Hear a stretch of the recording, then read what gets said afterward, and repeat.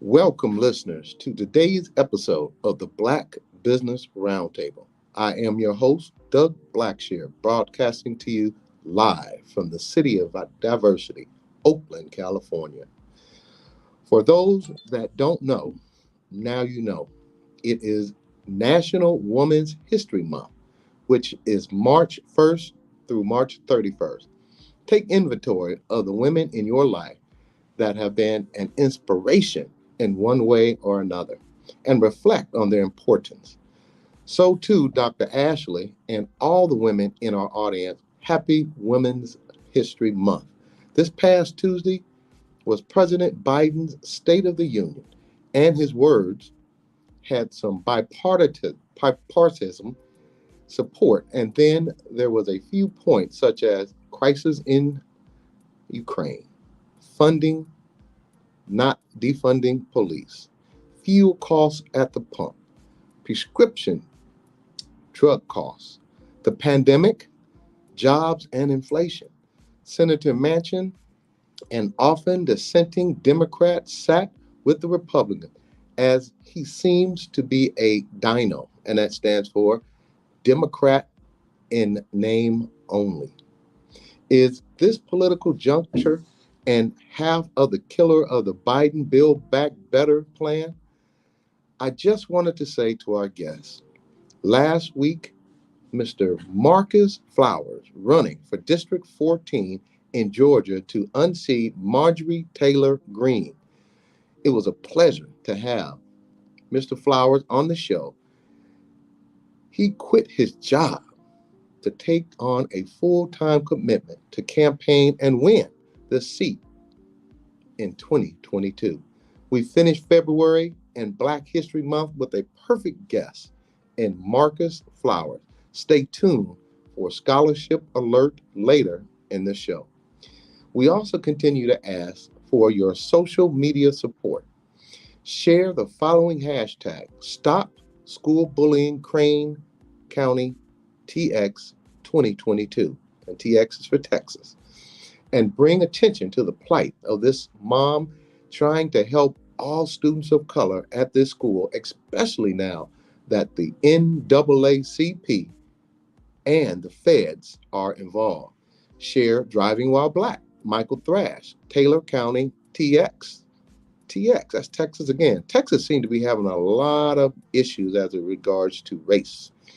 Attach our podcast link from 10/14/2021 list once again in today's podcast description. For Michael Thrash's story, take action on your social media. Click the hashtag and tag us too. Special thanks to our sponsor by our Mr.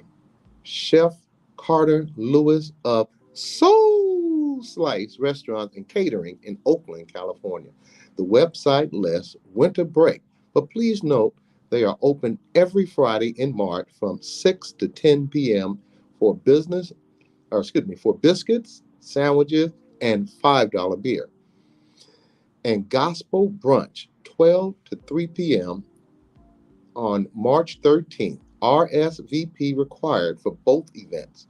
Also, spots are filling up quick for their events. Located at 5849 San Pablo Avenue, Oakland, California, 94608. His website, soulslice.com. Phone number, 510-879-7689. Tell them Black Business Roundtable sent you. It is also March Madness this month. Magnolia Engineering and Construction for their continued support, and we congratulate Tammy Willis on being a minority woman-owned engineering and construction firm. Visit magnoliaengineeringandconstruction.com to learn more about Tammy Willis. Today's highlights.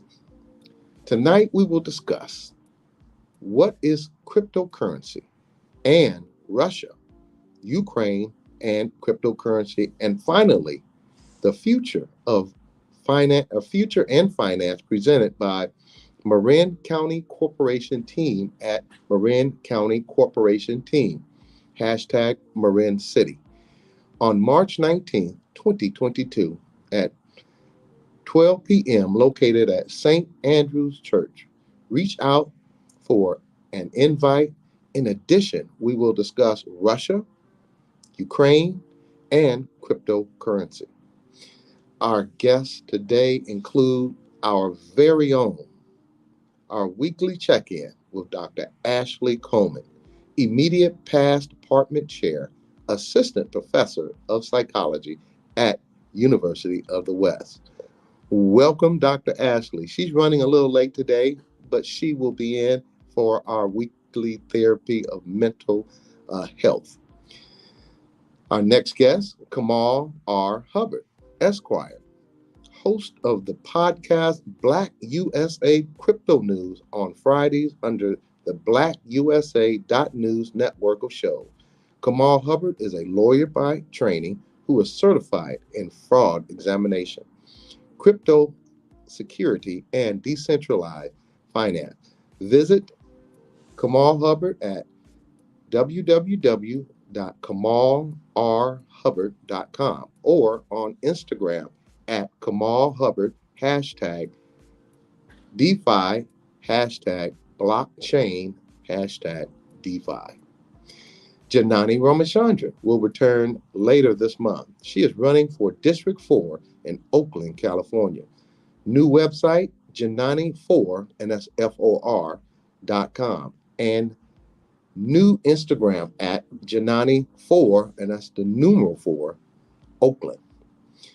Now, for the national political highlight, our guest last week, Marcus Flowers, is a brother, proud Army veteran, husband, father, and patriot. He is a Georgia Democratic running for Congress to unseat and recently out-fundraised Marjorie Taylor Greene. Learn more on Instagram at Marcus, the numeral 4, Georgia, or Marcus4, and that's FOR, Georgia.com. His new yard signs are ready, so make sure down in Georgia you get those signs up and post them everywhere. We've got to get Marjorie Taylor Greene out of there. She's making a spectacle out of Georgia, and I know it's a great state. Senator Reverend Raphael Warnock, a Democrat, helped flip Georgia blue along with Senator John Ossoff, is running again for the U.S. Senate. He is a pastor, an advocate, Savannah born and raised, and Morehouse College alumni. Learn more on Instagram at Raphael Warnock or Warnock4, and that's FOR, Georgia.com. Stacey Abrams, a Democrat, is running to unseat Republican Brian Kemp for governor of Georgia. And to quote Stacey Abrams, opportunity in our state shouldn't be determined by zip code, background, or access to power. Learn more on Instagram at Stacey Abrams or StaceyAbrams.com. Val Deming, a Democrat, is running for the 2022 Florida Senate seat.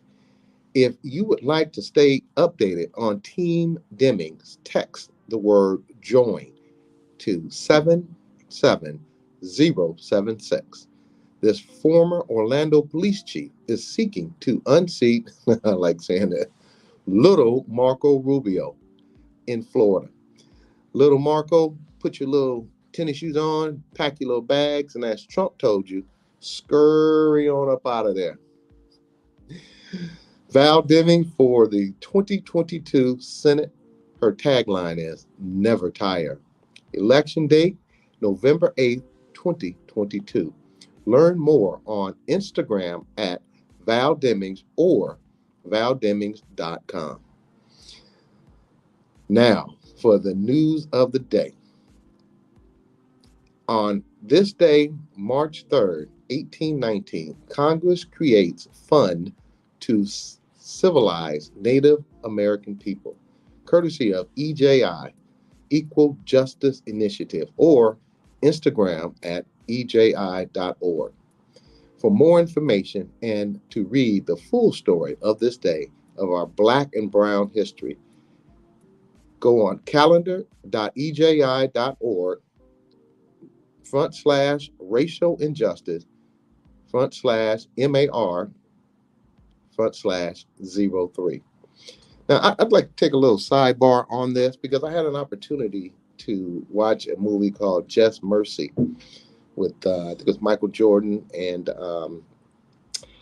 it was an amazing movie. It talked about how the Equal Justice Initiative got started down in, I believe it was Alabama, and how many Black people were being imprisoned unjustly, just on the word of whomever would get on a stand and make accusations. And we have people serving life sentences. The EJI was created down there, and let me be clear. I won't say it was created down there, but the my understanding is that they had a big part of getting more than 140 death row inmates released because of the racism that was going on in those southern states, specifically Alabama. So for those of you who have faced injustices, reach out to the Equal Justice Initiative and have them take a look at your case or cases of people in your family who have been unjustly accused and imprisoned through some of the flawed judicial system that goes on in this country.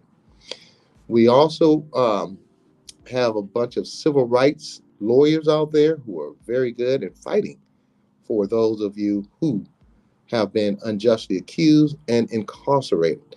And as you know, 2 weeks ago, or I think it was 3 weeks ago, we had two gentlemen, John Jones III and Sabir Lockett, who both were serving sentences, long sentences in our correctional institution. And John Jones worked tirelessly to get himself released, and so did Sabir Lockett. And this is a clear indication that we have some great people who have been incarcerated and are locked up in the judicial system unfairly. And we have to start utilizing the legal system, EJI, Equal Justice Initiative, civil rights attorney, Ben Crump is one that comes to mind. John Burris is another one that comes to mind, who John Burris who pretty much has fought the police out here in Oakland, Alameda County, and Northern California to bring justice to many, many people who have had issues and run-ins with the police, with putting drugs and other illegal things in their cars and then prosecuting them. And I myself had a run-in with the OPD back in 1991 when they had the Rough Riders in here.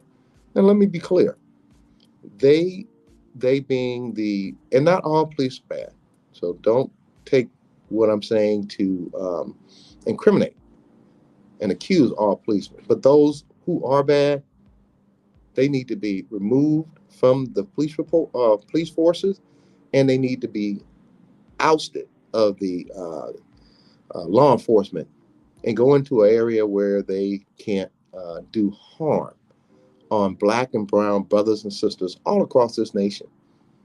And if you are one of those police officers, shame on you. Shame on you.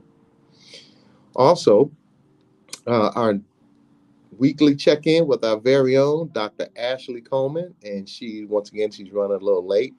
She'll be talking about Women's History Month, Women in Our Family, Women in History Past Show Guests. And I'd like to say this regarding Dr. Ashley. She has been a beacon of light when it relates to understanding how important it is to have a strong psychic, and I mean a strong mental mind. And just like you would go see a doctor when you break your leg, or you'd go see a dentist when you have a toothache, find a doctor of psychology that could help you strengthen yourself.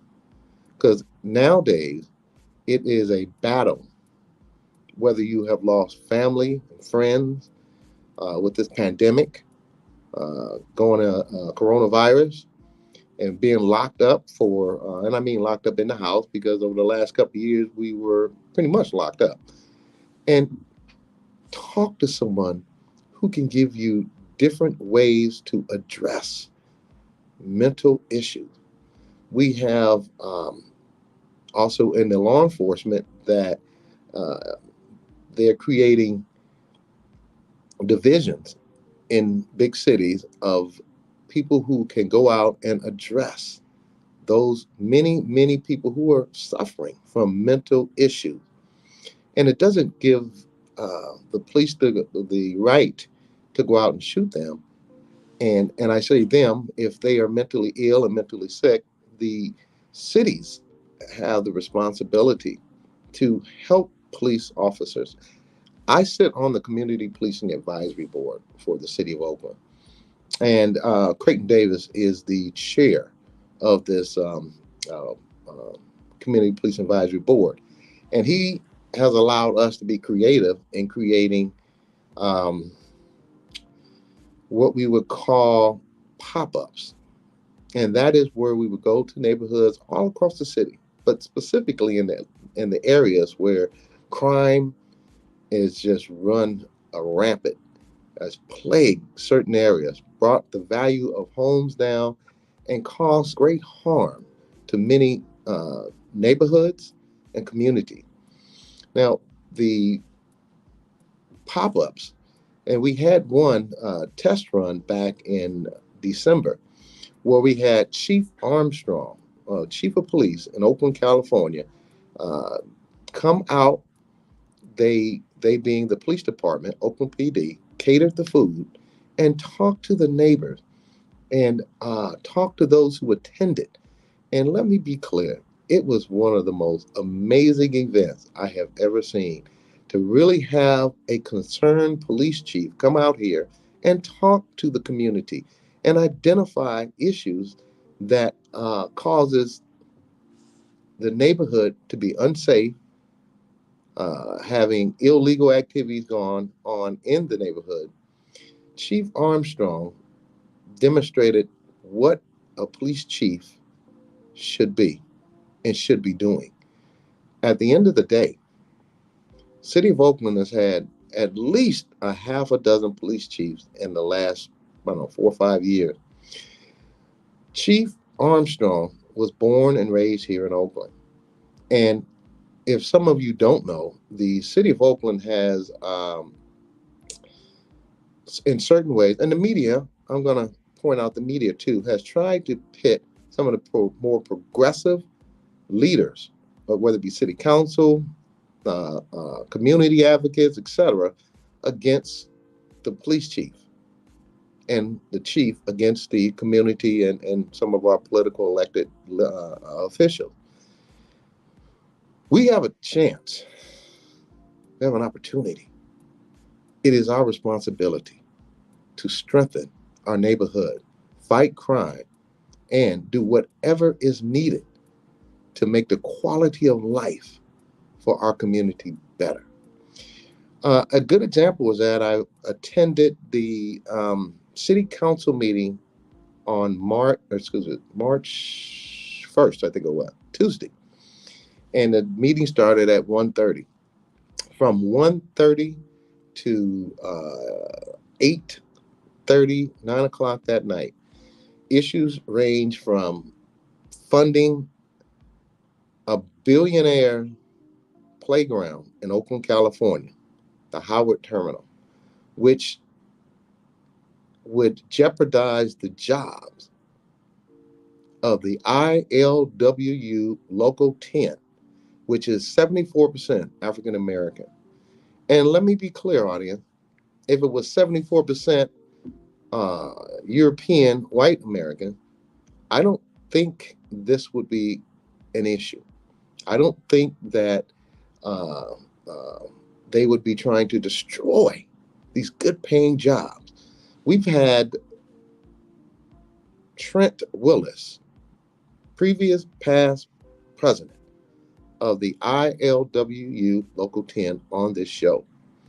And he was very articulate in describing what would happen if that ballpark was put into uh, full swing.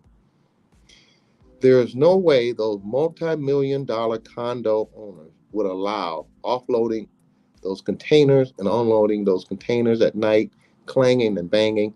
So they would move to get rid of thousands of jobs where the union is predominantly black, 74%. And these union people make anywhere from 100 to 3+ $100,000 a year. And for those of you who live in the Bay Area, you know that without making at least $100,000+ a year, you can't even afford a apartment, less known a house. I humbly ask that each and every one of you take a look at this Howard terminal here in Oakland and reach out to Oakland City Council and let them know how we would be abandoning these good paying jobs and putting more black people homeless in the city of Oakland, which we have a serious crisis right now. And we've been told that Oakland in certain areas look like a third world country. And I would have to concur with that. And there is my Dr. Ashley. It's always a pleasure to see you. I'm going to wrap up by saying, for those of you who live in Oakland, Alameda County, and the Bay Area, take a look at the draft EIR report. That's the Environmental Impact Report.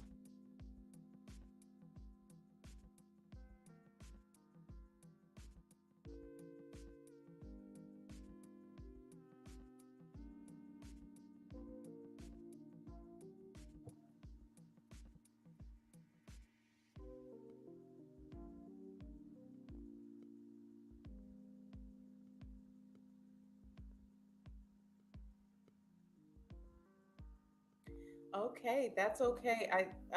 Doug, just as you're getting your audio together, it gives me an opportunity at least to greet our listeners today. Let's see. And to just again, good evening to all of our listeners. Um, Welcome also to Women's History Month. Want to acknowledge our news of the day. So, on this date, March 3rd, um, in 1819, Congress creates fund to civilize Native American people. Again, this news is courtesy of the Equal Justice Initiative.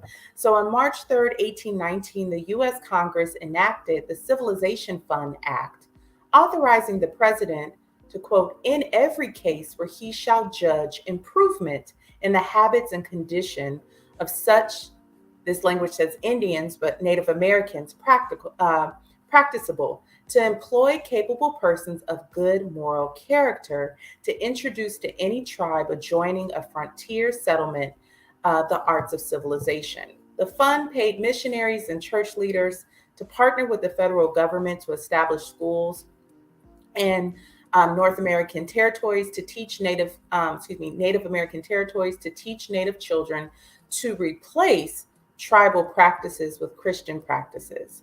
And in 1824, the federal government established the Bureau of Indian Affairs to oversee the fund and implement programs to, quote, civilize the Native people.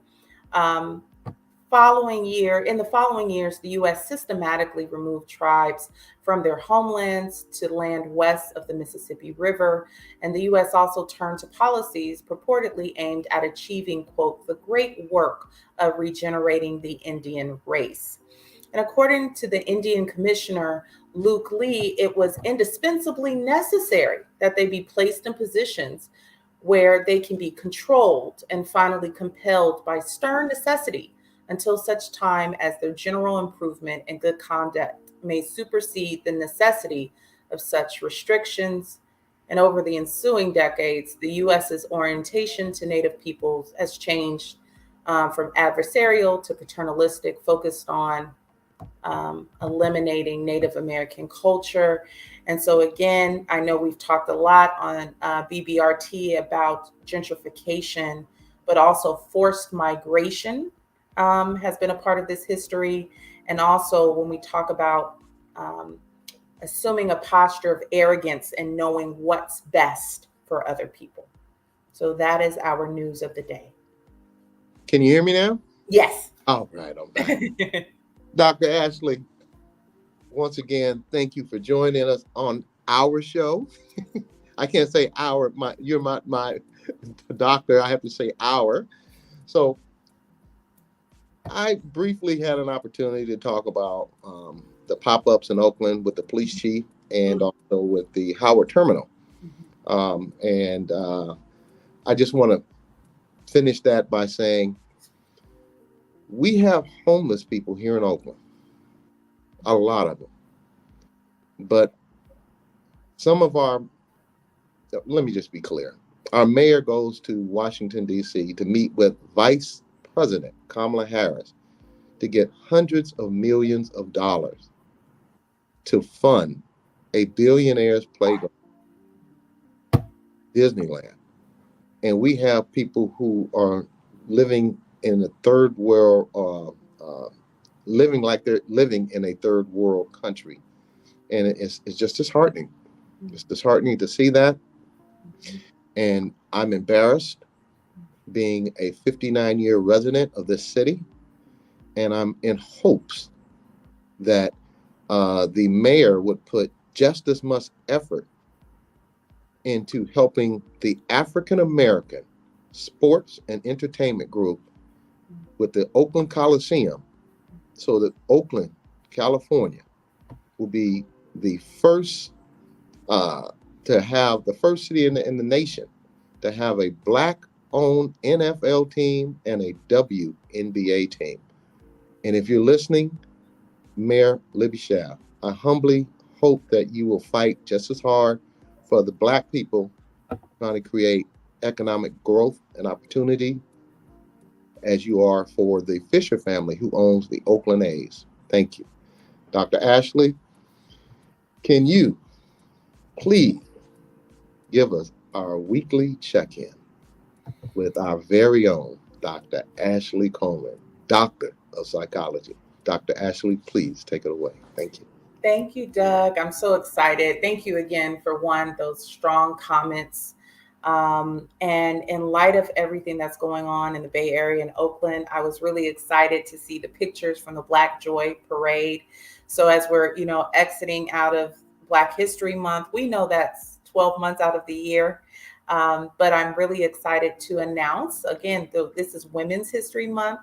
And one of the pleasures I have, Doug, in appearing on this show is you are a champion and celebrating the women around you and acknowledging that. And so I think it's so important for us to acknowledge the women in our lives who have been, pillars, people that have deposited courage, support, validation, the ones that have given the hugs, cried wiped the tears, teachers, mentors, sisters. I'm an only child, but I count many, many sisters around me that I've met since kindergarten onward. And so I've also have thought about how to celebrate myself as a woman. So I just want to invite our listeners to do that. Celebrate the women in your life. We, again, have had several years. We're in a pandemic. The news, there are always news stories that are fighting for our attention. But just thinking about how can we look for periods of joy, even in the midst of stress, of chaos, because that will be there. The news stories about what's happening internationally will be there. We're fighting the good fight domestically in various challenges in our families, on our jobs, constantly working hard. But just thinking about how can we find periods of joy, appreciation. So in this moment, Doug, for this month, I just thought that we could just acknowledge also our past guests who have shared their knowledge freely with us. And so I'm just really grateful and just want to express the women behind the scenes that make this show work. Our secret weapon behind the scenes that we know will keep her private and respect her privacy, but also just want to acknowledge the women in my life, professionally, personally, who have contributed to this very moment. Well, let me be clear here. The women that have come on to this show, the woman behind the scenes here, Dr. Ashley, and the new women that, and I say new, the future women guests to the show. As we all know, Black women in this country have not been appreciated over the centuries. They've always been put at the bottom of the list, the bottom of every list in America, whether it be opportunities, health, economics. I take great pride in supporting our women and all women, but specifically Black women.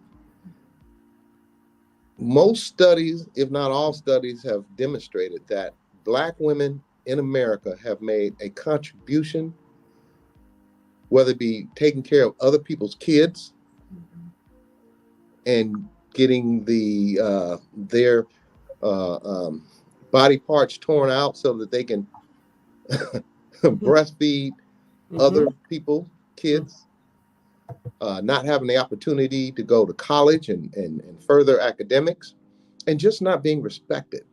So the BBRT, Black Business Roundtable, will continuously support Black women in not only America, but in this world.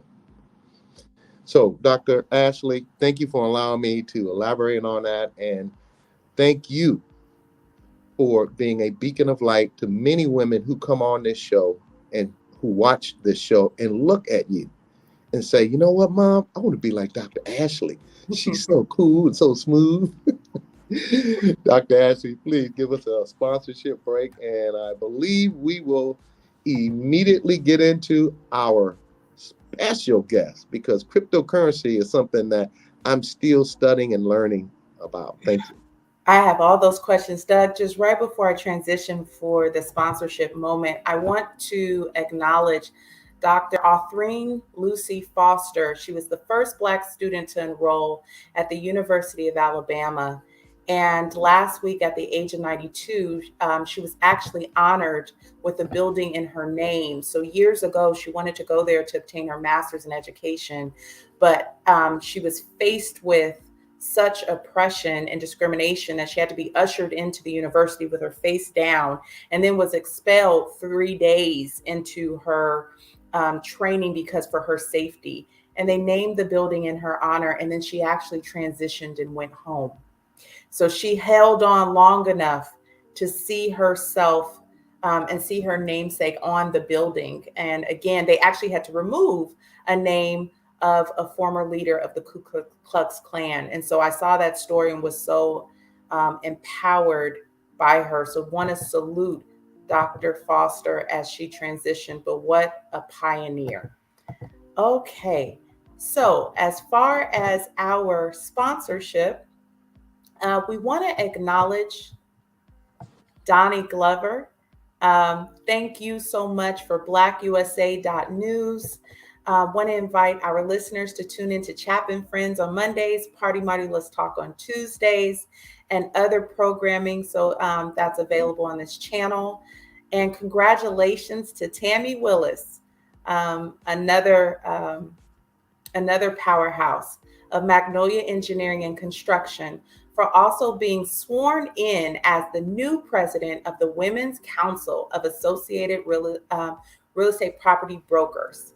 And to our listeners, to join our advertisement family, send your company name, address, website, company phone number, and social media page info to bbrt2021@hotmail.com.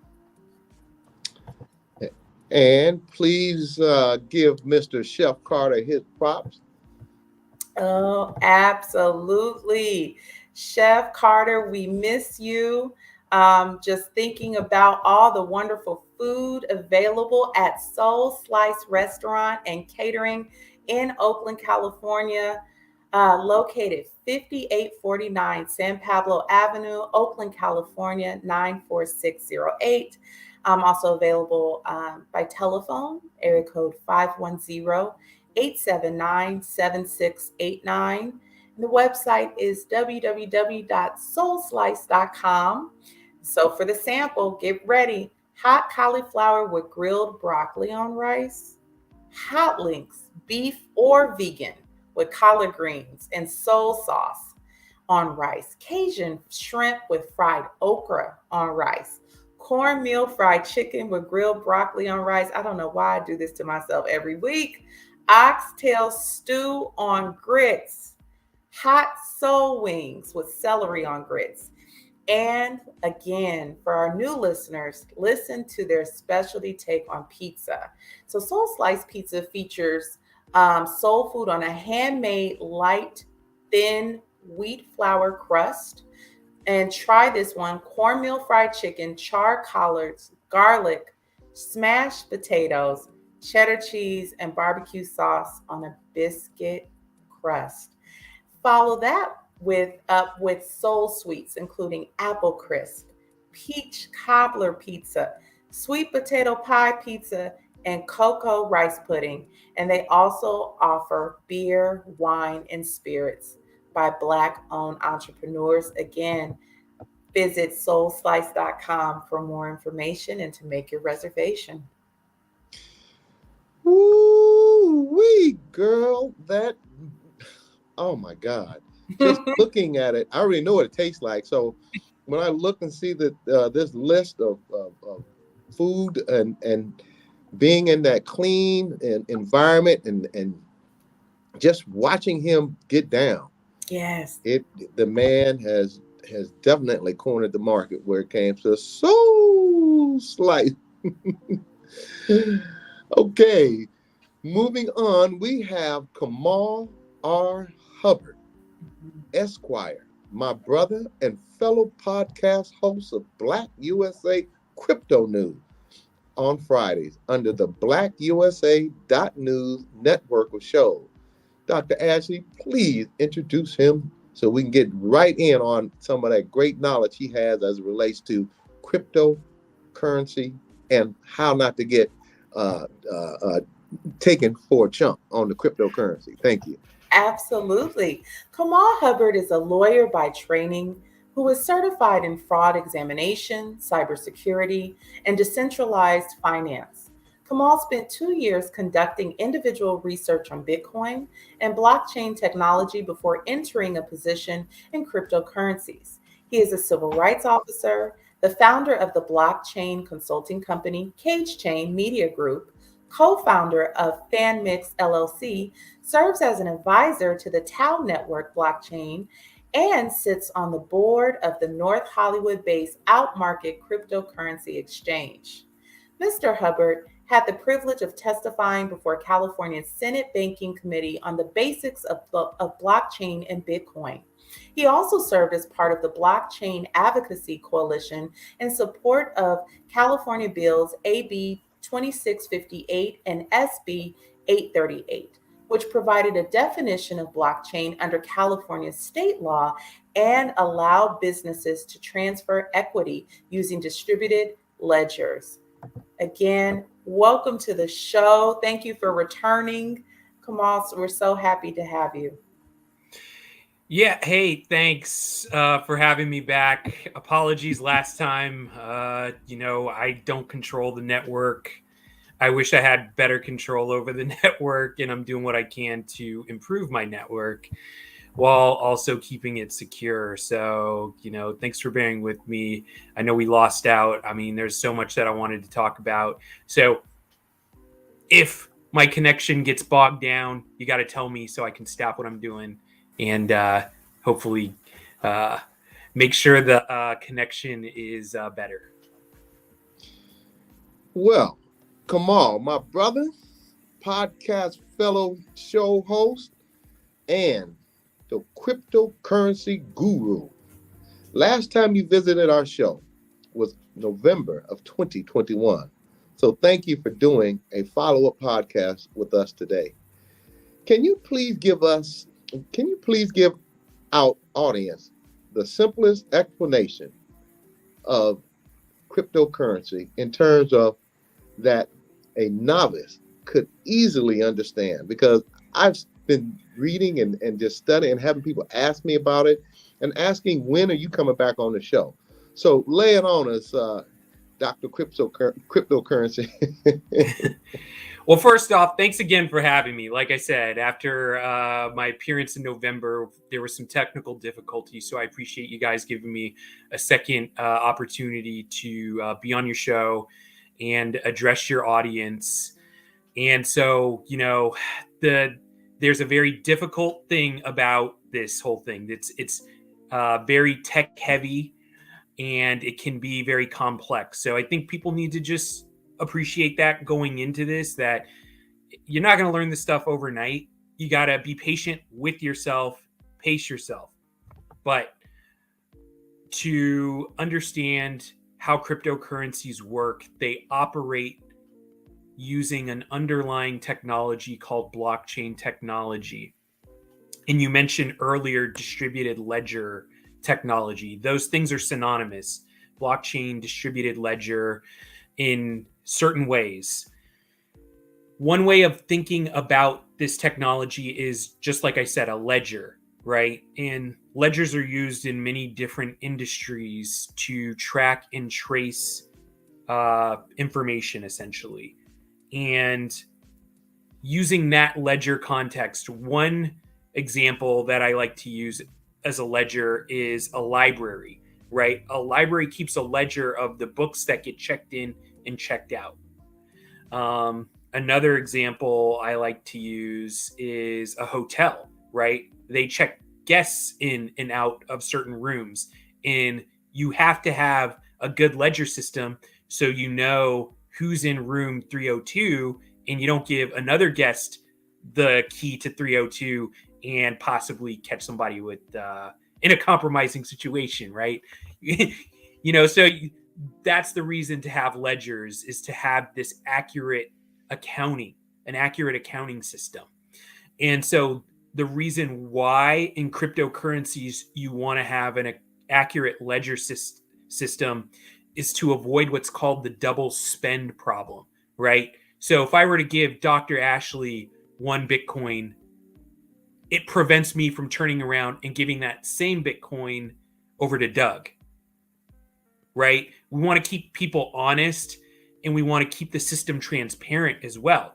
So there is a common misconception in cryptocurrencies that it's used for crime. Now, yes, cryptocurrencies are used, for criminal activities, but it's very difficult to obscure those transactions, because these transactions can be viewed openly, publicly.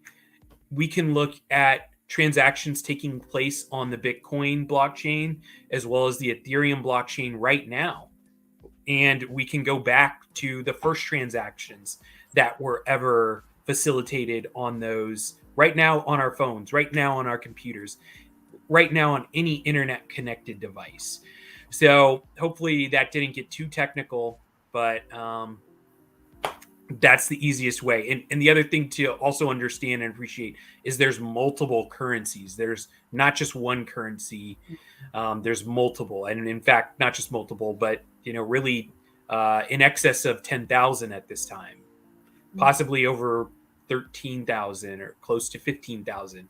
I don't keep track of them all, so I do what I can to stay on top of my research, though. This is so fascinating, and I'm locked in, like I'm in class, Doug. I see you having a similar orientation, so I'll ask you the next question, Kamal. The news has been covering the incidents happening between Russia and Ukraine, and so in light of the current aggression, it's being reported that crypto prices or Bitcoin have jumped as the Russian currency has been devalued. Can you share with our audience how this aggression is causing the crypto price to increase? Right. So, when you're dabbling in cryptocurrencies, there's a lot of things that you can use, that I use actually, as analytical tools, right? One of the big ones, the major ones to rely upon, is the cryptocurrency market capitalization, also known as the cryptocurrency or the crypto market cap. This looks at the total amount of volume in all cryptocurrencies at a given time. So every day, this cryptocurrency market capitalization will change because money is coming into the ecosystem or money can be coming out of the ecosystem. And particularly when we're talking about this conflict, what has happened is we saw a market upswing, right? And what this has been driven by is actually it's multifaceted, but the two major drivers behind this is looking at Ukraine, right? We have a so-called crisis in Ukraine, and I'm not saying that to trivialize it, but that's the label that has been used often in this incident. So there's a crisis in Ukraine. People need to leave, and in order to help get people funding or have money when they leave Ukraine, so if they go to another country, they've been sending people cryptocurrencies so that if they go to another country, they at least have money, not paper money, but they have this digital money, right? That they can use in another country to help get them a hotel room, help get them food, help get them clothes, water, so on and so forth. The essentials, right? Because they know that cryptocurrency, hey, if you go to Romania, people are going to take Bitcoin in Romania, right? Or other parts throughout the European Union. So you have that influx of money or cryptocurrency into the Ukraine that's happening, right? And then you have people in Russia who are affected by the sanctions that have been placed on Russia from the European Union, from the United States, and from other countries that are allying against Russia. And what's happening with those sanctions is the Russian central bank currency, which is called the ruble, is being devalued in the face of those sanctions, right? So the SWIFT system has been cut off to Russia. And what the SWIFT system is the international wire transfer system. So they're basically saying, hey, money cannot come in or out of Russia through banks, through traditional banking, through outside banking. So what's happening there? Russians are selling their rubles to buy cryptocurrency because they're seeing the price of Bitcoin and other cryptocurrencies increasing and the price of ruble going down, right? So in order to hedge or possibly play the cryptocurrency market to actually make money in the face of a devalued ruble, they're buying crypto. Now, so that makes sense, right? Because, hey, what happens if the ruble loses 75% of its value, right? People in Russia are going to be using that paper money to keep their hands warm and not to use it to buy food, because they're going to need more rubles to buy less food, right? That is a real example of inflation, right? So that's what they're doing. And then they're also buying what's called stable coins to also hedge against this current market. Stable coins are typically pegged to the US dollar, but they can be pegged to other commodities like gold in order to keep a stable price. So the market for certain cryptocurrencies that aren't pegged to certain commodities or currencies experience a lot of volatility, right?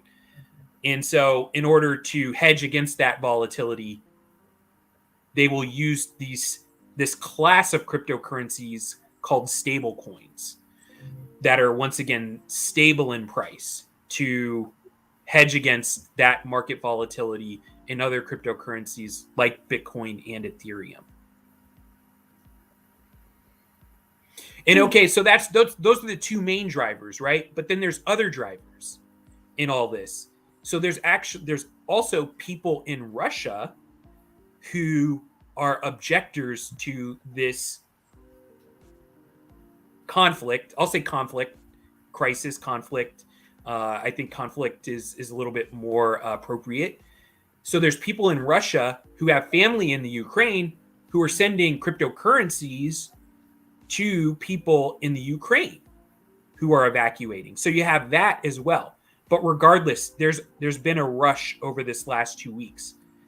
And in anticipation of this war 2 weeks ago, conflict a couple weeks ago, the markets were prepared to see another long-term downturn in the cryptocurrency market. So we were seeing not all-time lows, but recent market lows for a lot of cryptocurrencies in preparation to this, because generally the cryptocurrency market did not want to see another war. And this happened. And like I said, there's been a scramble to buy cryptocurrencies to support, once again, the ruble, the devaluation of the ruble, as well as the people in the Ukraine. And part of that is going to the funding of these military operations in the Ukraine, as well as the funding of these military operations in Russia. So, you know what? If we think about it, if you're in the market and you've experienced this upswing, right, you are essentially a war profiteer. So, we look at all the things that are going on there, and all these people who are putting money in to help out people in Russia and the Ukraine. But we also saw these images of African immigrants, Indian immigrants, and other immigrants in Ukraine being mistreated, but we didn't see similar efforts to make sure that those folks were taken care of. And that this actually plays into really one of the major themes of my book, which I have right here, DeFi for the Diaspora.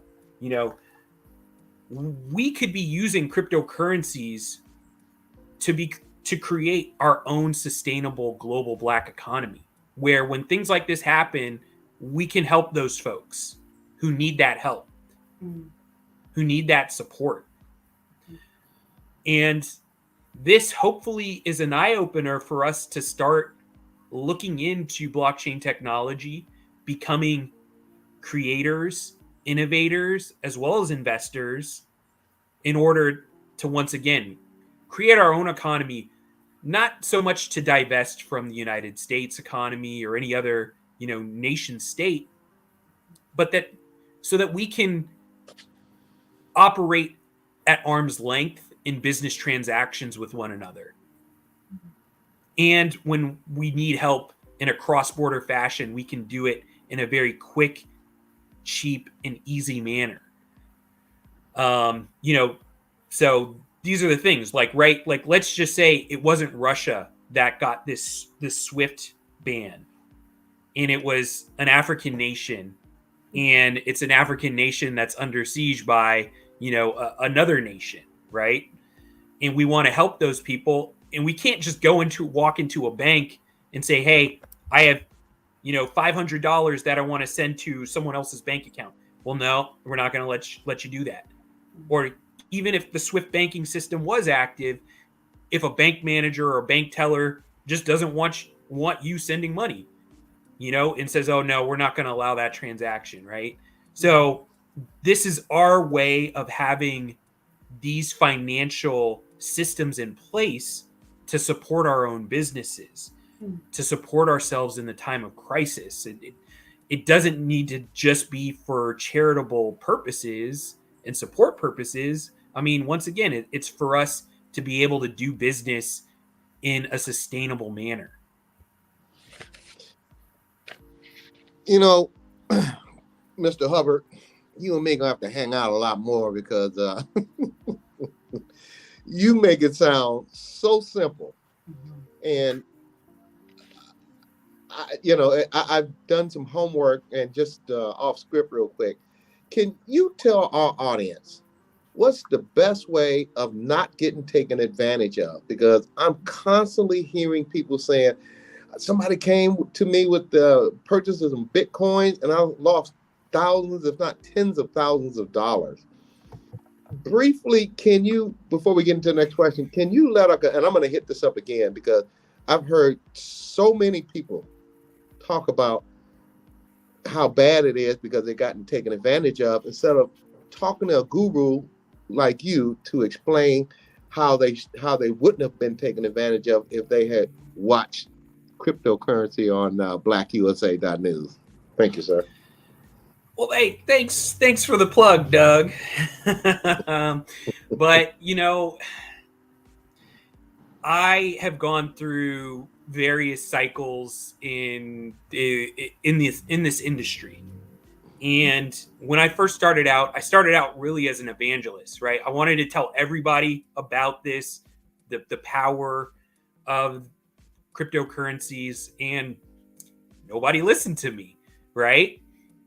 So all I did was began to focus my research and become even more knowledgeable, because at that time, earlier on, like I said, I was not compelling enough to get people to understand what I was trying to impart upon them.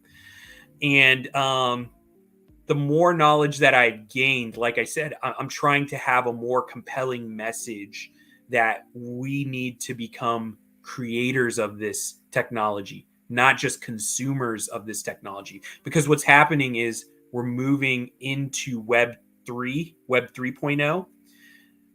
We're currently in Web 2.0, but we're transitioning, right? And when we look at Web 1 and Web 2, all we were consumers of things like email, instant messaging, social media, right? Like, look at how many Black people are on Facebook, TikTok, and Instagram.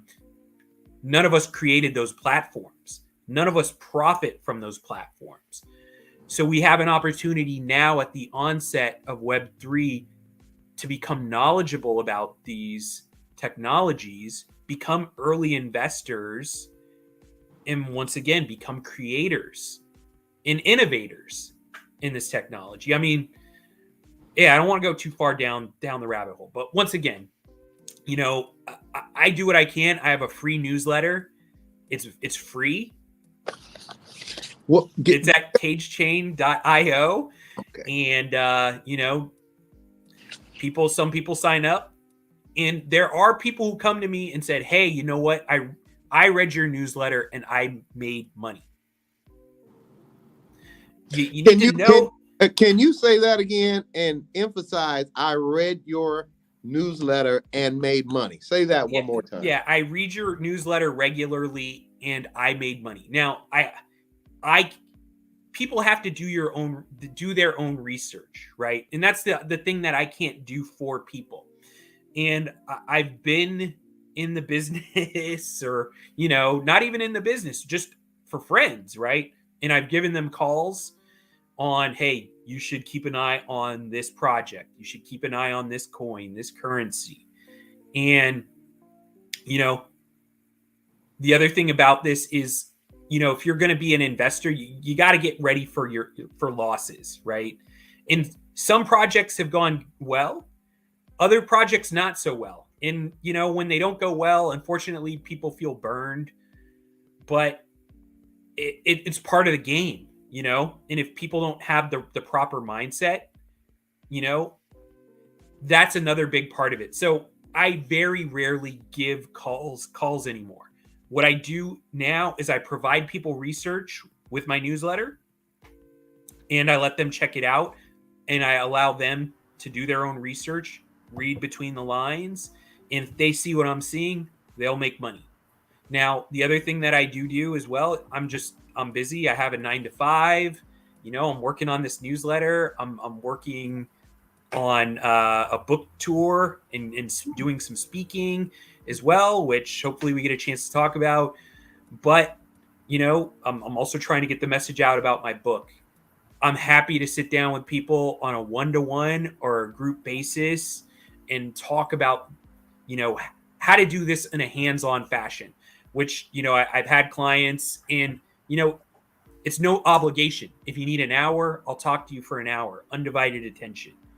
If you need 2 hours, I'll give you 2 hours, and people will get to the point, and I encourage this, to where they feel, okay, hey, I get it. I'm going to go my own way. And we all need to go on our own journey. But part of that journey is making mistakes, unfortunately.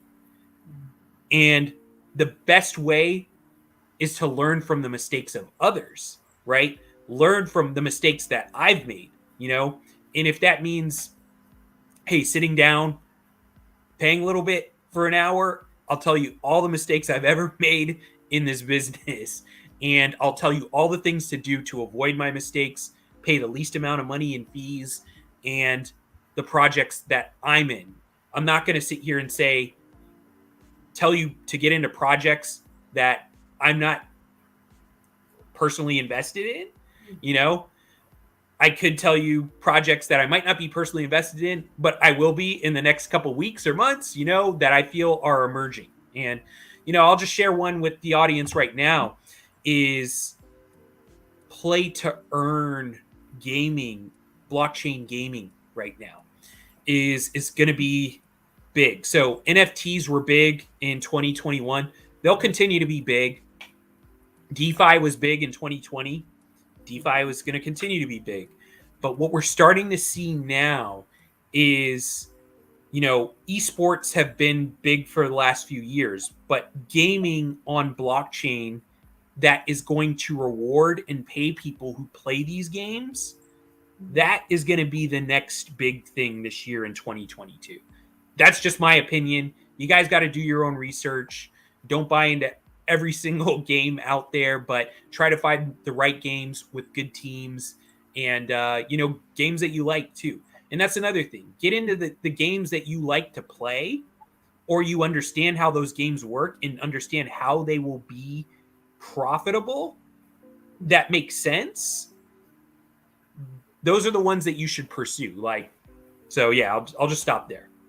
Kamal, can I ask a follow-up question? I'm just curious. Give me an example, because of a game that comes to mind. Because, for instance, at an HBCU graduate as myself, you were talked about if you couldn't play spades or dominoes. As a matter of fact, there are a lot of people that typed other people's papers if they had to, took a trip to Boston or got raised off the table. So I'm just curious, though, can you give our audience some examples of some games that maybe they can consider while they're also doing their own research?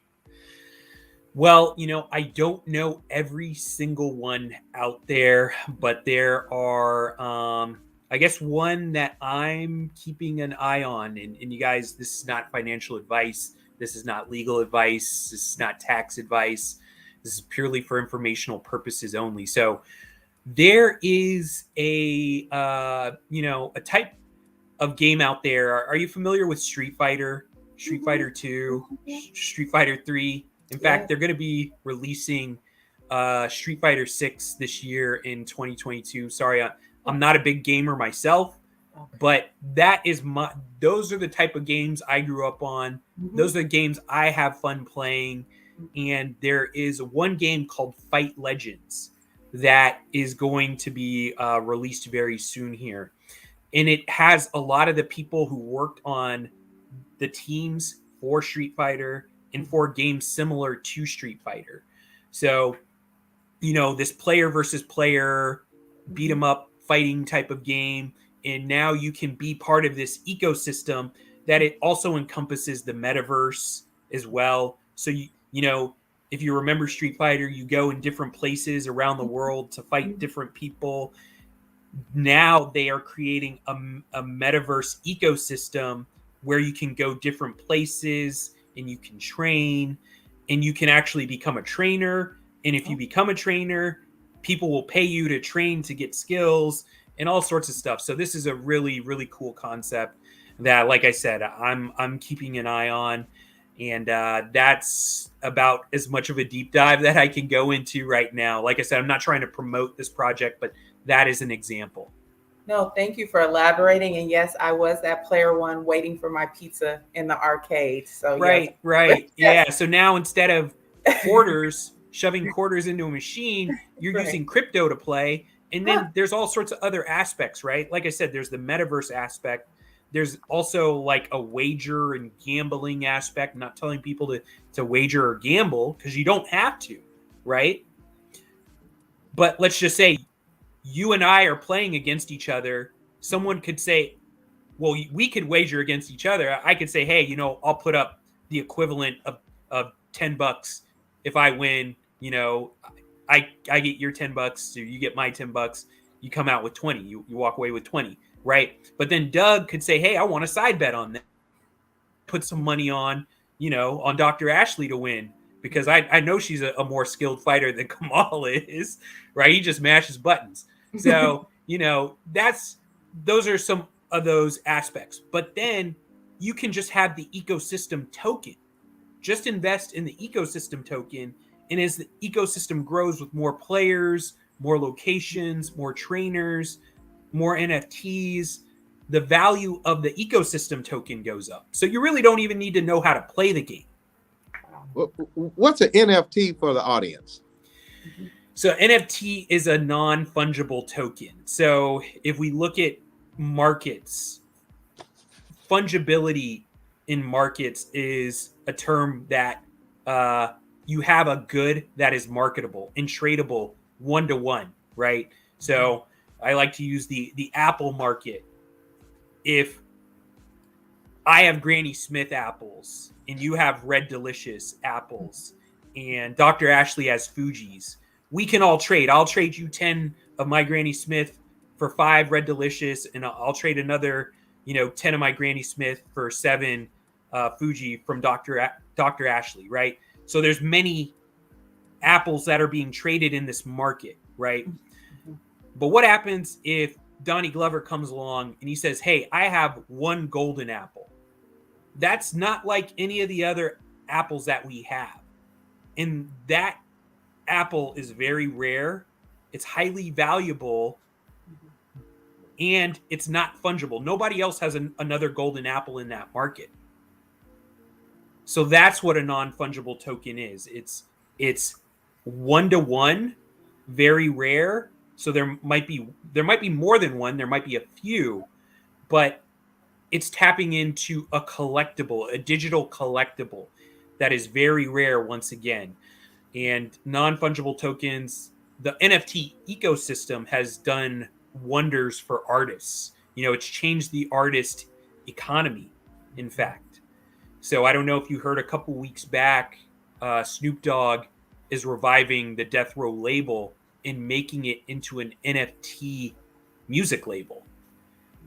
So NFTs are not just still images, not still digital images. They are now going to be motion images and other types of file types that are going to be encompassed into NFTs moving forward.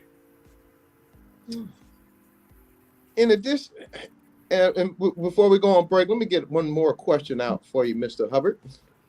In addition, it's also being reported this may be turned into a crypto conflict, which seems to be an emerging new term. Do you see cryptocurrency helping Russia and its billionaires to elude the sanctions imposed by NATO and the United States? Thank you, sir. I mean, yes. I would say generally yes. I haven't seen the evidence around any particular billionaire or oligarch, but Russia has been very savvy around blockchain and around cryptocurrencies for years now. In Ukraine as well. I mean, Ukraine is considered to be one of the crypto capitals Really? of the world up until recently, right? They were very crypto friendly, and a lot of projects had gone to Ukraine to do development and work on their projects there because the government was so friendly to crypto. So, like I said, I say that in the affirmative only because of how crypto savvy Russia has been for years now. So it honestly only makes natural sense that those billionaires already had holdings of cryptocurrencies, and now that their money is being locked in these banks and they're not able to offshore the money outside of Russia, it's only natural that they would turn to crypto to be able to move their money around. Kamal, just to follow up before we transition into our break and then come back for the second segment where we're going to ask you about your book and the tours and things that you have coming up. If someone wants to follow the money, right, that's saying, or follow the cryptocurrency, is it possible to do that? And if so, how? So that's a good question. I think I touched on this briefly because I didn't want to get too confusing earlier. Mm-hmm. So all of these blockchains, they are ledgers, and what those ledgers encompass are transactions. So if I send you Bitcoin and you send your Bitcoin to Doug, Doug sends it to Donnie, all those transactions are recorded on the blockchain or on a blockchain. And those transactions will remain. So let's just say there is block number 1 is me sending you Bitcoin.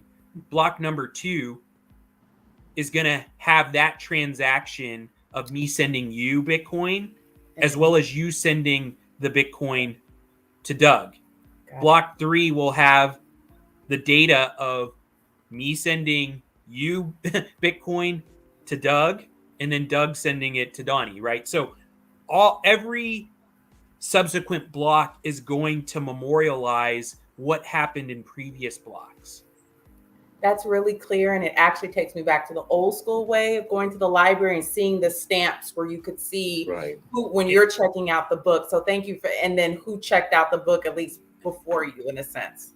And then the other thing, just to say this, is public blockchains like Bitcoin and Ethereum, they can be audited once again by any of us. We could go online right now to a blockchain explorer.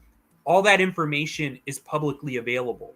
We could look at transactions that took place a minute ago, a month ago, a year ago. It's all there. It's all accessible and it's all transparent. Doc, can you take us to break? Because I'm telling you something. I am learning and curious to learn more. Thank you, Kamal Hubbard, sir. You have been a wealth of information. Dr. Ashley, can you give our sponsors a quick acknowledgement? Thank you. Sure, it's my pleasure. Thank you, Mr. Donnie Glover of BlackUSA.News, And again, we want to invite our listeners. I know you're learning a lot. And so if you want to learn more, be sure to turn into Black USA Crypto News with Kamal Hubbard on Fridays. Again, a special invitation to our listeners in the Bay Area or those who are visiting to check out Chef Carter Lewis at Soul Slice, located in the heart of Oakland, California, 5849 San Pablo Avenue, every Friday in March of 2022. They're going to continue the $5 biscuit sandwiches and $5 ice cold beer. And then on Sunday, March 13th, they're having their monthly gospel brunch. Reservations are required. So visit the website, www.soulslice.com. Again, make your reservation for the gospel brunch, as well as check out the catering services available. To learn more about our other sponsor, Ms. Tammy Willis, owner of Magnolia Engineering and Construction, visit www.magnoliaengineeringandconstruction.com. They want to be a part of growing with the wonderful community of Oakland, California, and connect with Magnolia Engineering and Construction now on all social media platforms. And finally, to join our advertising family, send your company name, address, website, and contact information to bbrt2021@hotmail.com. And I would like to say alert, alert, alert. Special announcement, scholarship opportunity. The Black Business Roundtable wants to remind our audience about the scholarship being offered by the Gamma Phi Delta Sorority Incorporated. 1943 was when they were established. Gamma Chi Chapter, San Francisco Bay Area. Watch our February 24th, 2022 podcast featuring Mr. Marcus Flowers running for Congress. And I call him the sheriff because when I went on his website, he has the cowboy hat and the belt buckle. I keep saying there's a new sheriff down there in Georgia. We got to get him in. Marcus Flowers running for Congress in the 14th District in Georgia. Marcus for Georgia. That's Marcus, F-O-R, Georgia.com. And Janani Ramachandran running for District 4 in Oakland, California. Janani 4, that's F-O-R, Oakland, California.com. Her hashtag, his hashtag, send Congress flowers. That's huge. I love that. Send Congress flowers for Mr. Marcus Flowers. And Marcus Flowers 4, that's F-O-R, Georgia. And you can see him on our podcast on February 24th, 2022. He was an amazing guest. Also, listen for the scholarship email address to your request to request an application. Let's continue with our guest, Mr. Kamal R. Hubbard, Esquire, the guru of cryptocurrency and fellow podcast host of the Black USA Crypto News on Friday under BlackUSA.News network of shows. Tell us about your upcoming event, The Future in Finance, presented by the Marin County Cooperation Team at Marin County Cooperation Team, hashtag Marin City, on March 19th, 2022 at 12 p.m. located at St. Andrew's Church. Also, the Future in Finance event appears to be an in-person event. But what about those that would like to attend virtually? Is that possible? Unfortunately, this is an invite-only event, but I am getting the message out about the book, The Future in Finance. And so if there's anybody out there who's watching this who would like me to address your group, your church, your nonprofit, your school, or anything like that, please feel free to reach out to me. Even if you need to reach out through Doug or Dr. Ashley, I'm on a mission, and the mission is to get this message out about decentralized finance, what it is, and why it's important. The reason why, and I want to give a major shout out to the Marin County Cooperation Team. They are looking to address the historical and systemic issues that affect the Black community in Marin County, specifically in Marin City. So they told me to go out there and, not pull any punches in terms of, being. They said that they're an unapologetically Black organization, and they want to do everything that they can to help the community. And they said, hey, our values align with yours, so we'd love to have you come out and speak to the people of Marin County and Marin City, in particular, addressing the young people, the young folks, so that once again, we can get them inspired around blockchain, decentralized finance, Web 3.0, so that they can get out there and once again become these creators in this new technology, and also create this sustainable economy that needs to be built, needs to be created, needs to be innovated as well, once again. So unfortunately, this is an invite-only talk, but I am lining up dates and times and places for really the rest of the year. And so those slots are being filled very quickly. That will see me go to places like Tulsa, Oklahoma, New Orleans, Louisiana, Houston, Dallas, Los Angeles, Las Vegas, Indianapolis, Chicago, Milwaukee, Cleveland, in this first run. So, but there will be many other places to go. In fact, I see this as the first phase that will have me go throughout the Western Hemisphere. And, and then in this next phase beyond that, through the Caribbean and to the continent of Africa and parts of the European Union. So this is a global message, and I'm going to be hitting the road this year and starting locally. And what better place than Marin City with the Marin County Co-op team at St. Andrews on March 19th. So if you guys know the folks at the Marin County Cooperation Team, reach out and ask for an invitation. I know that they're handling a lot of the invites, especially, like I said, the local Marin County people who are in that area, they're going to prioritize. But, I think if you have your connections and you know the right people there, you might be able to get an invite on March 19th from 12 noon to 2 p.m. Dr. Ashley?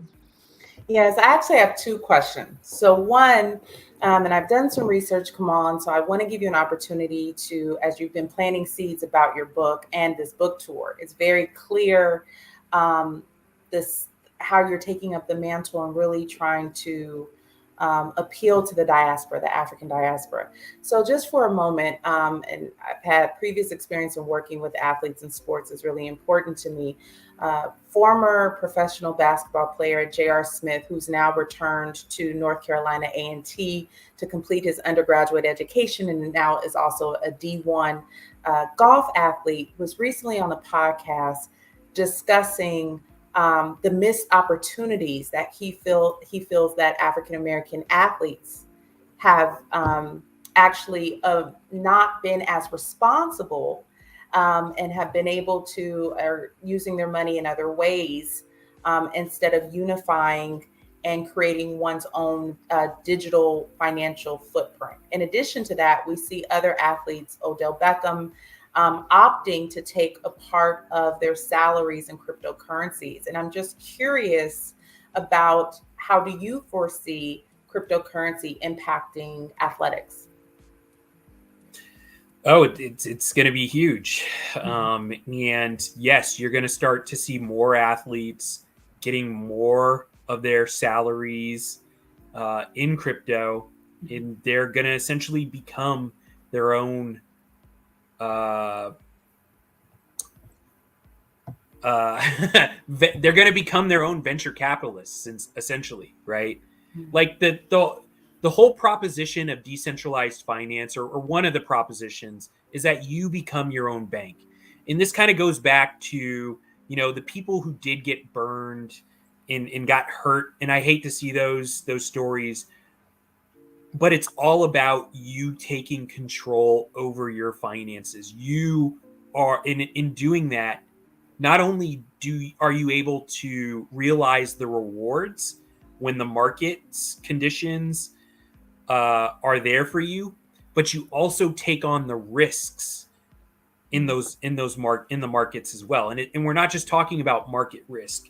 When we're talking about DeFi and really crypto in general, there's a huge security risk, right? Cybersecurity, and we're going to see more of this too as this conflict continues to move forward. There's going to be more cyber attacks. There's going to be more hackers who are going to be targeting people for their Bitcoin. I know those are things people don't want to hear, but that is the double-edged sword. You have to become not just well-researched in the cryptocurrency projects, you also have to become well-researched in cybersecurity protocols as well, and not doing things like checking out your wallet at a Starbucks Wi-Fi, right? Don't do that. Don't do that.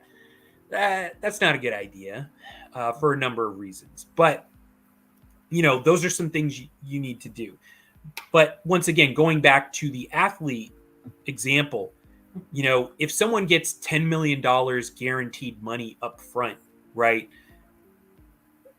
they can once again become their own venture capitalist, in that they will begin to invest in other projects, much like a venture capital firm would.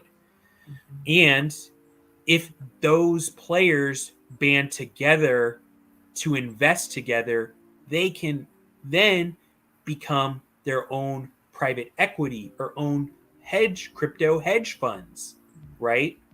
But these are things that we could do locally, right? If we came together, just as Black USA News, and we said, hey, you know what? We want to have our own crypto fund. And, it's not so much that one person has to control all the money, because it doesn't have to be like that. We just all move together in and out of projects, and we prosper together as a group, as a collective. And I'm just using Black USA once again as an example, but people can do this as families, right?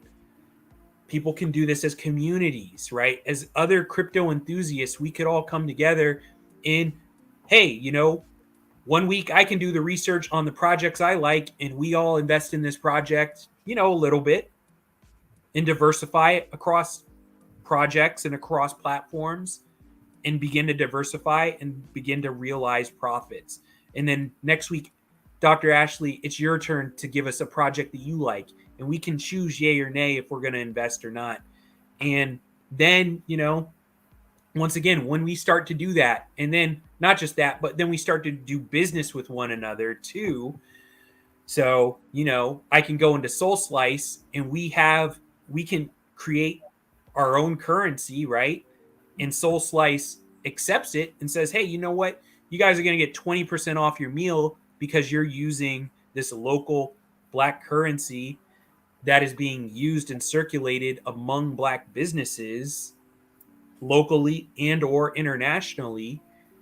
Then that, once again, you're not just talking about this venture capitalist or crypto hedge fund scenario. We're actually talking about an equitable system, because we're all going to treat each other fairly. That's the hope. Unlike the historical, traditional legacy financial system that says, no, you can't get a loan to start your business, Hmm. or no, you can't get a loan to get a car or a van so you can run your business, you know? And we can start saying, yes, hey, you know what, Doug, we're going to loan you, 10 grand collectively. And you don't got to go into a bank and humiliate yourself and sit there and beg them for that money. We're going to loan it to you, and we trust you to pay it back. And we might not even put interest on it.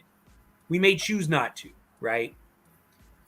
Or if you didn't even want to do that, you wanted to be humble, Doug, and you didn't want to ask anybody for a loan, you could go online, put up your crypto as collateral, and get a loan at 2 a.m. on a Sunday when no bank is even open. No credit check. They don't check your FICO score. You just go to the right place, they'll give you that loan. You can do what you need to do, and you pay it back on their terms. So that's why DeFi is so powerful and so important to our community. And once again, we need to create these technologies that are built for us in our own best interest. Wow, the spirit of Ujamaa just comes to mind, Kwanzaa, cooperative economics just in action. Absolutely. And if we put faith, Nia, into this money, Mm-hmm. and we take all the self-doubt that we have and all the anti-blackness that we have in our own community, and we band together, we believe in each other, we believe in ourselves to do the best work that we can, and we're not trying to undermine each other, that's something powerful, right? And we can look at where this is actually being done. When we look at the Ukraine, right, this is being done right now. We could do it ourselves, but unfortunately we have many barriers, mental barriers, which obviously, Dr. Ashley, you could speak to, but then historical, systemic, economic barriers that have kept us at the bottom of the rung, that once again allow us to not have the sort of capital that others can put into this market and be able to do well and prosper. Well, as we wrap this up, are there any last words you would like to share with our audience that perhaps we did not cover? Thank you. Yeah, absolutely. So a project that I want to also shout out to, I talked about the play to earn gaming earlier, but there is a Black smart contract developer that I have partnered with. And, full transparency here, full disclosure, he is a sponsor of my book tour. And this project is called Elephant Money. And in Elephant Money, there is a way for me to partner with everybody who wants to partner with me. And every time that I put crypto into this platform, you guys can get paid. We actually split it. So every time you make a transaction, we split part of that transaction amongst each other. And I've done shows previously, so check the archives for Elephant Money to learn about the ecosystem. And if you guys want to partner with me, reach out to me and say, hey, I want to partner. Even if you got to go through Doug or Dr. Ashley to find me, I'm happy to partner with you guys so we can start creating, this reliance on each other. And I may even every once in a while give out some free crypto. So, partner with me. Like I said, this is a great project. It's a Black smart contract developer. We need to support our own projects in crypto. And as those projects prosper, we start to support other projects in crypto. And then, like I said, we can begin to have our own parallel Black economy where if we need to come to the traditional system, if we have to pay a utility bill, we got to pay a car note, we can do that, right? But when it comes to working with each other, we treat each other with the respect and dignity that we don't get in the other system. Dr. Ashley, do you have any further questions No, but I feel like I could take a quiz and I'm getting there, definitely. I really just appreciated the wealth of knowledge that you've shared, Kamal, and the examples were so helpful. The other day in a conversation with my mom, she mentioned NFTs, and I said, Mom, what do you know about that? So definitely, I have to catch up, and I feel like I am, and I look forward to supporting your book and, again, visiting your website. I've checked out your show as well, but just staying tuned and wanting to learn more. But just thank you for what you've shared today. Yeah, my mom was telling me the difference between Bitcoin and Ethereum one of the last times I got to see her, and I was like, oh, Mom, you're making me so proud. She's learning crypto. Audience, you've just heard from Kamal R. Hubbard, Esquire, the crypto guru who is teaching all people, and specifically Black people, how we can be the masters of our own destiny. Kamal Hubbard, my friend, my podcast colleague. When I start buying crypto, I'm going to be contacting you and following you in your proven techniques on how not to get taken to the bank. And I do mean taken to the bank, literally. Thank you, sir. Thank you guys for having me once again, Dr. Ashley, Doug. I appreciate you guys taking time out of the schedule to bring me on a second time. And I'm glad that my network did not fail this time. Well, we look forward to having you back. When you are, I understand you're going to be touring a lot, but keep us abreast of your schedule. We would like to let our audience all across this nation know where you're going to be at when you visit different states across this country. Thank you very much, sir. Have a great day. All right. Stay safe, folks. Thank you. Dr. Ashley? Wow. That was amazing. It seems like the more I read about cryptocurrency, the more confused I become. But when he comes on, he makes it simple. I mean, like checking in a hotel, checking a book out of a library. That makes it pretty simple.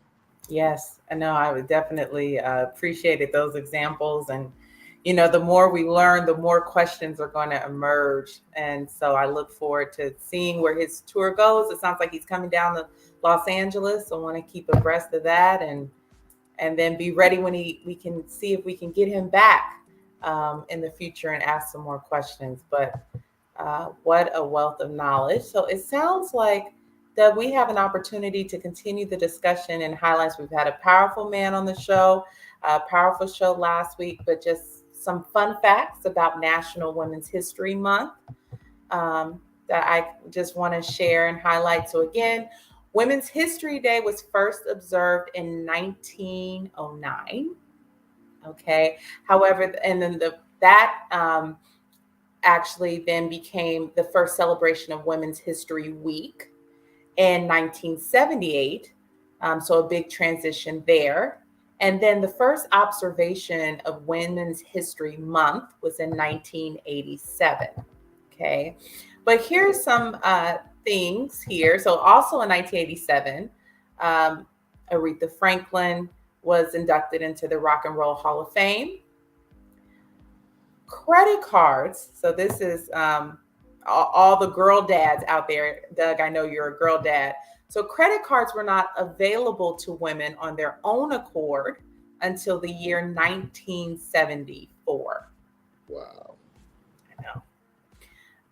And so that's only 48 years ago.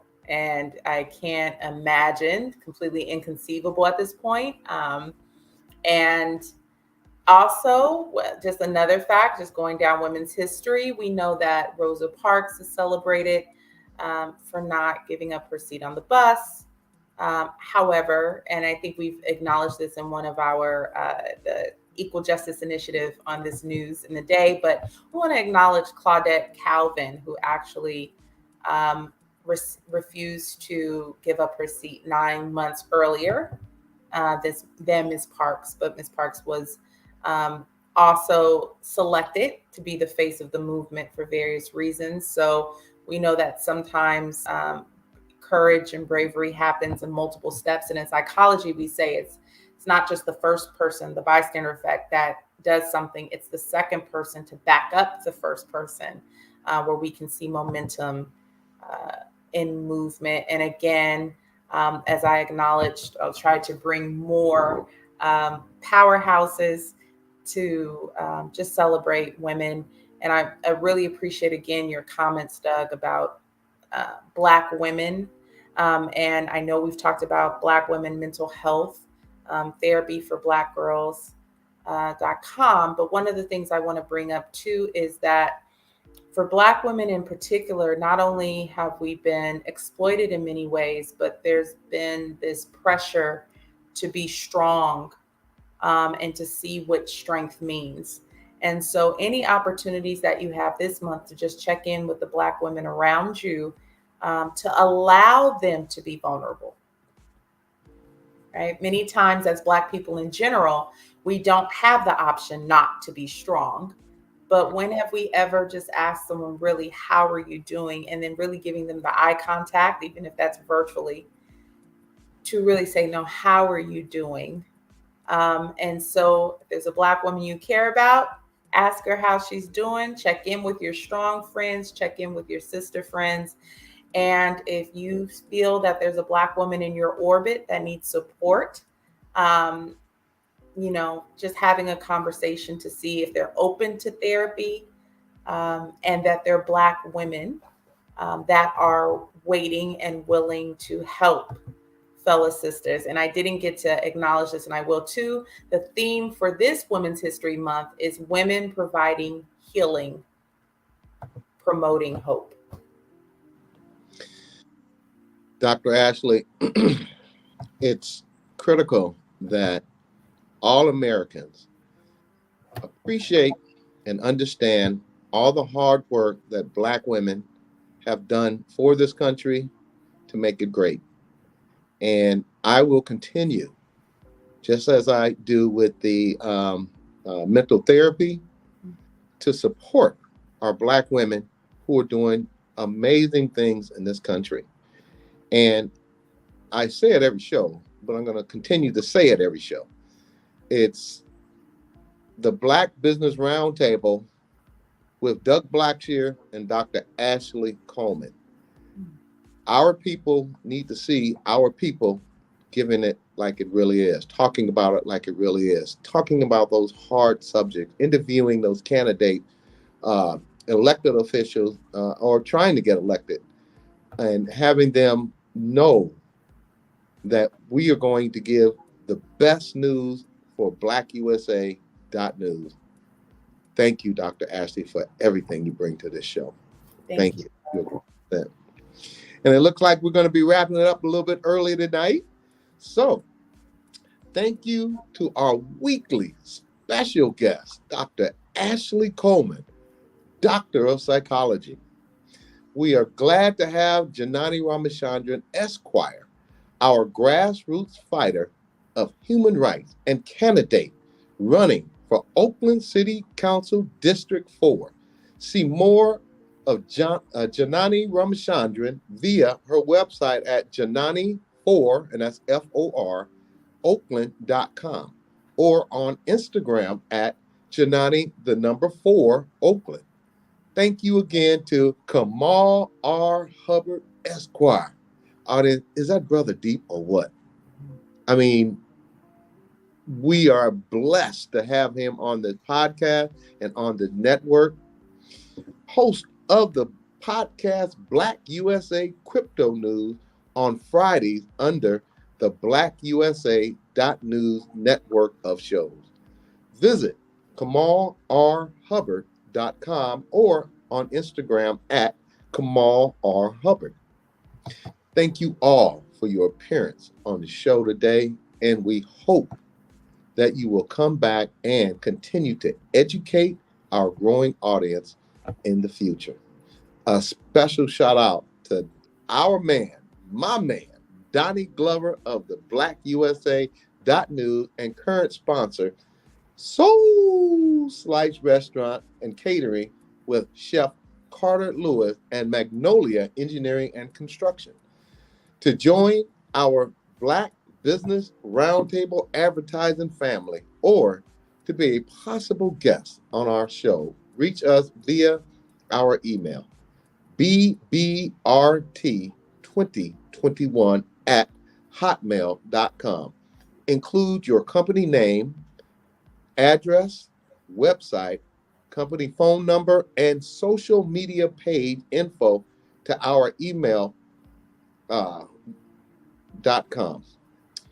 We also have a network of shows by Donnie Glover, such as Chapman Friends on Monday, Party Marty Let's Talk on Tuesday, Black USA Crypto News with Kamal Hubbard, my man, on Friday, and Sunday, 60 Minutes with Michael Haney. So be sure to check out these Black voices and guiding lights of our community. Thank you, audience, again. And thank you for tuning in.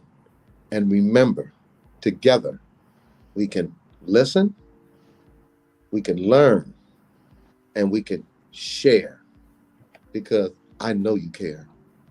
This is Doug Blacksher of the Black Business Roundtable.